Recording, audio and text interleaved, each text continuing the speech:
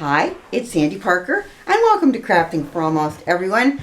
Today we're going to talk about what I've been doing and how things have been going. I think you probably all remember that a year ago in July, I broke my femur and had to have surgery. So it took about 7 months to get walking again. January I was walking, everything was great. By March I was walking, but it was hurting a little bit. So I went back to my surgeon and I said, I'm a little nervous because it hurts and it didn't before. No problem, we'll take an x-ray. They took an x-ray, everything's fine. Probably all in your head, Sandy. So I'm back at it. Then by, I would say, April, now it's hurting and it's swelling. And I go back to the surgeon again. And the surgeon says, let's take an x-ray. I go, great, another x-ray. He comes back in, everything's fine, no problem. And by this point, it's been so many months that I'm concerned. I said, is there anything else you can do to decide if there truly is something wrong in there? They said, sure, we could do a CAT scan, but let's wait another week.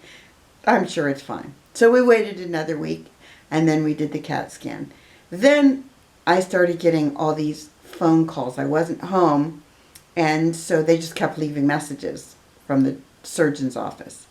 And I finally get home, and I call them back, and they say, yeah, well, that CAT scan came back, and it showed another break in your femur.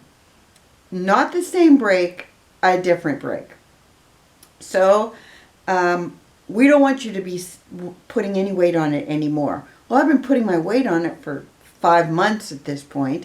So they said, don't put any weight on it, and we want to send you to a surgeon in Erie. So they sent me to this surgeon in Erie. I have to say, Rich and I, neither one liked this man. He was not very nice, and I don't think he wanted to deal with me, and frankly, I don't think he was qualified to handle this. He is a trauma surgeon, but this was kind of more trauma than he was prepared for.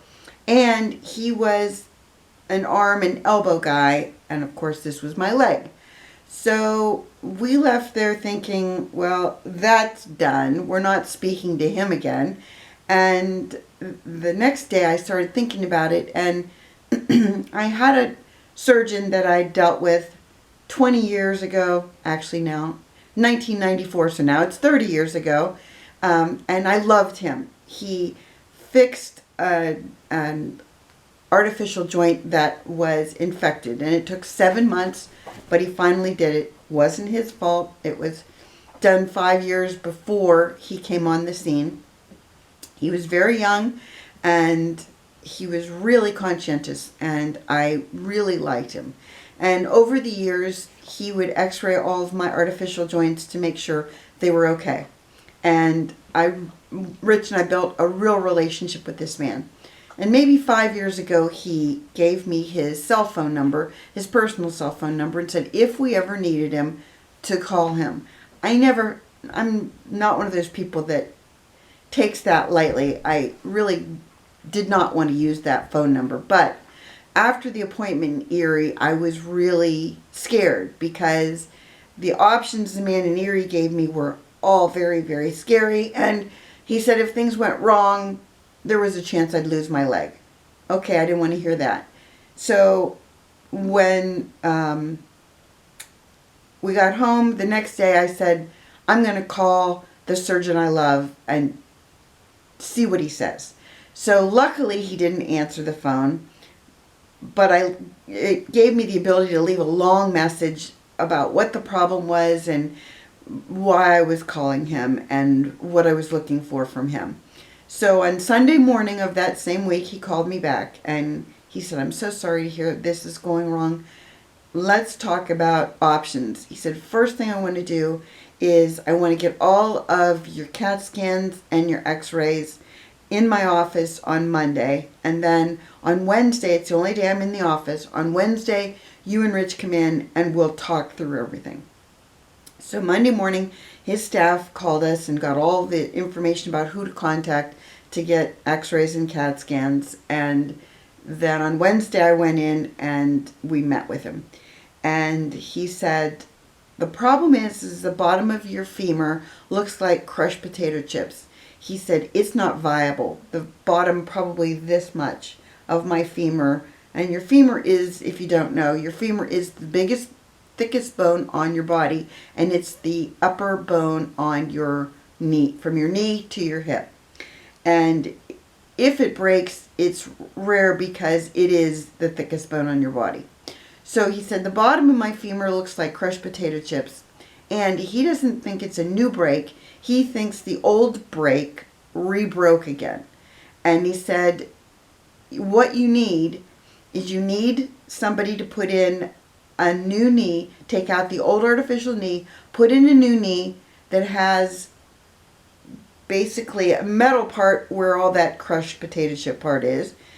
Make that metal, and then have a rod that would go from there up to where the rod of my hip, of an artificial hip, where the rod from the hip comes down, and then they glue those two together.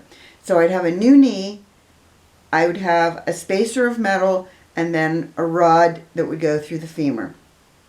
He said, this isn't something your average surgeon will do. And he said, and frankly, I don't want you going to just anybody. He said, I know a man in the Cleveland Clinic who's exceptional and only takes the most difficult cases. And because of your arthritis and your bone density, I would consider you in that category. He said, I'm going to call him and see if we can get you into him. So he called, and the man said, yes, I'll take her as a patient, but getting an appointment with him took 3 months. And so I just had my appointment with him a couple of weeks ago.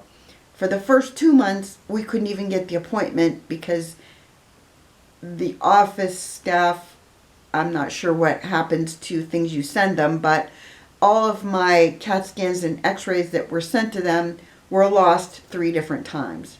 So it took those 2 months just to find that stuff and then get it looked at. So in the meantime, I started worrying that he was never going to get back to me. And in the meantime, I have to walk on this broken leg because I can't use a walker or crutches or a cane because my wrists don't bend the way you need them to bend.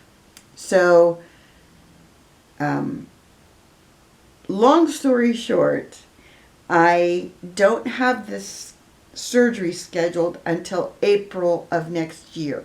But in the meantime, when I had the surgery done in July of 2023, they put a plate along the side of my femur and screwed it in. There's a chance, because I'm putting my weight on it, because I can't transfer from the wheelchair to the bed without taking a step or two, or transfer to a chair. I'm putting my weight on it when I'm not supposed to be. But there's no other option for me. So that plate could break. The analogy they use is like a paper clip that you can bend it back and forth a bunch of times, but eventually it's going to break. So the big concern was that, I thought. So when I finally met with this surgeon in Cleveland, who, by the way, I really think is a wonderful guy, and I'm looking forward to him handling this because I think he's probably one of the only people that has the skill set to do what he needs to do. He said the other problem is that where my crushed potato chip is where the femur attaches to that knee. And he said, I can see that your knee is already tilting a little bit. And he said, with that, it can actually be like an ice cream on an ice cream cone, where the knee that's sitting on the knee, on the leg, that ultimately the knee can kind of just fall off. And if that happens, then you have to get into surgery immediately because it's cutting off the blood flow to my lower leg. So I've been very, very cautious about moving around, about doing anything basically. And that's why I haven't been doing many videos. It's kind of complicated to get there into the craft room to do anything and then move around to a different spot, to turn the camera on and off. All these things are tricky to, but Rich and I are really looking at this like, once this is done, my leg is gonna be good. The problem is that we met with so many surgeons, because when we didn't think we would get into this man in Cleveland, we ended up seeing 2 more surgeons in Pittsburgh, and then another specialist in Pittsburgh, and then they were going to send us to another surgeon, and we cut off that surgeon because we'd agreed to do the surgery in Cleveland. But we'd heard so many horror stories from all of these surgeons that were really scared in this meantime. The surgeon in Cleveland said, if I do have any, like if the plate breaks or if the knee does fall off, for lack of a better word, if any of those things happen, he will fit me into his schedule immediately. So it's not like he won't be available to me, but his schedule is so busy because he is so sought after that the first he could fit me in his schedule, his regular schedule, was April. So you probably will not be seeing a lot of videos from me from now until maybe May or June. I'm going to try and do as many as I can, maybe one every couple weeks. I don't know. It's really complicated to get in there and do things, but I don't want to let you guys down and not do anything. And it is really boring not doing anything either. So I wanted to keep you guys updated. I've had so many of you ask me where I've been, what's going on, and I wanted to keep you up to date on, Sandy's ever-changing health issues. So with that being said, I hope all of you have a nice Thanksgiving, and I will be in touch, and I will be doing some videos, and I look forward to hearing from you all. Talk to you soon. Bye.